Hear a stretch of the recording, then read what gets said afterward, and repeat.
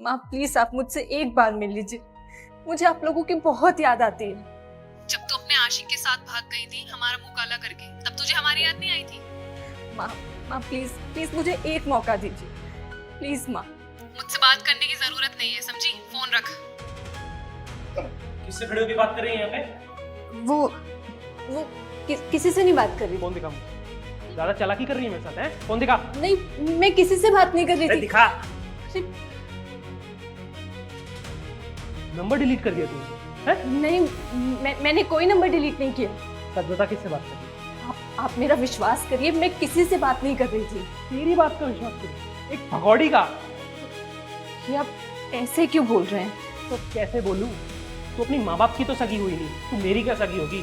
और वैसे भी ढूंढ लिया होगा तूने कोई अपना नया आशिक। आप कैसी बातें कर रहे हैं? हमारी शादी को 3 साल हो चुके हैं और तब से आप मुझे हर दिन मारते पीटते हैं। मैंने आज तक शिकायत नहीं की क्योंकि मुझे लगा कि शिकायत करके मैं क्या कर लूंगी। मेरे पास तो अपना घर तक नहीं है, पर आप मुझे हर दिन एहसास दिलाते हैं कि आपके साथ भागना मेरी जिंदगी की सबसे बड़ी गलती थी। अच्छा, गलती हो गई ना, तो ठीक है, मैं गलती सुधार देता हूँ। निकल मेरे घर से। पर मैं कहाँ जाऊंगी? मेरा तो कोई भी नहीं है। मुझे क्या पता, अपने नए आशिक के पास जाना जिससे बात कर रही थी। देखिए प्लीज प्लीज मेरी बात सुनिए, मैं कहाँ जाऊंगी? मेरे को तेरी कोई बात नहीं सुनी, चुपचाप निकल मेरे घर से, समझी? चल निकल।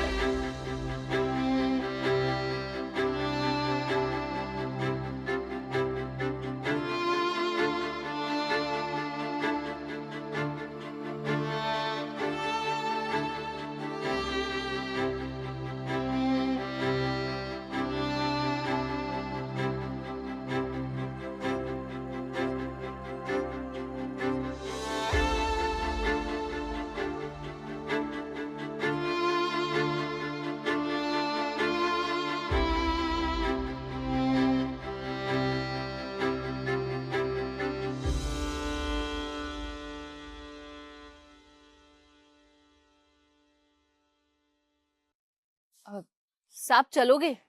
3 घंटे के 5,000 लूंगी। तो दीदी की आवाज है।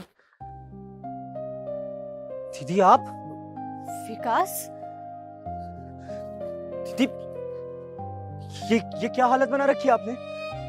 और ये सब क्या कर रहे हो दीदी आप? 3 साल से आपका कोई अता पता नहीं है, आप घर तक वापस नहीं आए हो दीदी, और ये सब क्या कर रहे हो आप?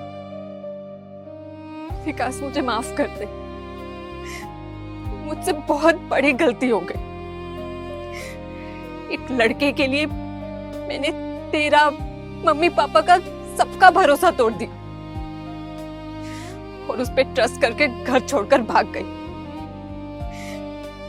मैंने खुद अपने हाथों से अपनी ही जिंदगी का गला घोट दिया। दीदी बात क्या है, आप मुझे सही से बताओ पूरी बात। वो इंसान शराब पीकर मुझे रोज मारता पीटता था और 6 महीने पहले उसने मुझे ये बोलकर घर से निकाल दिया कि मैं अपने माँ बाप की सगी नहीं हुई तो उसकी क्या सगी होगी। दीदी आप 6-7 महीने से कहाँ थे? आप क्या कर रहे थे फिर? वहां से निकलने के बाद मैंने छोटा मोटा काम करना शुरू किया, पर कुछ दिनों के बाद वो भी मिलना बंद हो गया। फिर मैं सड़कों पर दर दर की ठोकरें खा रही थी। उसके बाद मेरे पास एक औरत है, उसने जब मेरी कहानी सुनी तो उसने बताया कि ऐसे तो मैं सड़क पर ही दम तोड़ दूंगी, इससे अच्छा है कि मैं धंधा करके एक जिंदगी की नई शुरुआत करूं। धंधा?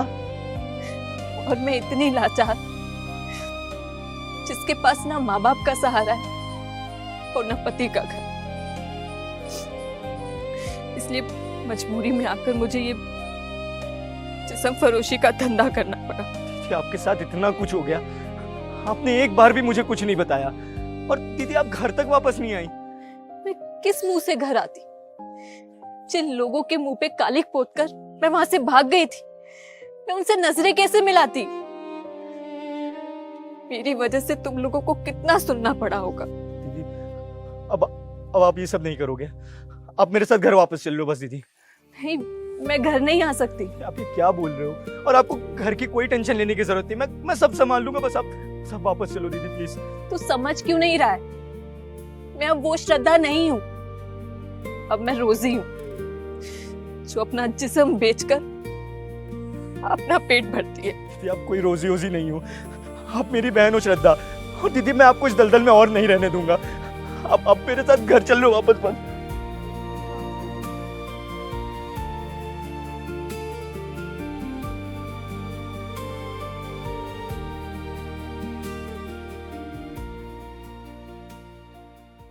जोर से बोलो हैप्पी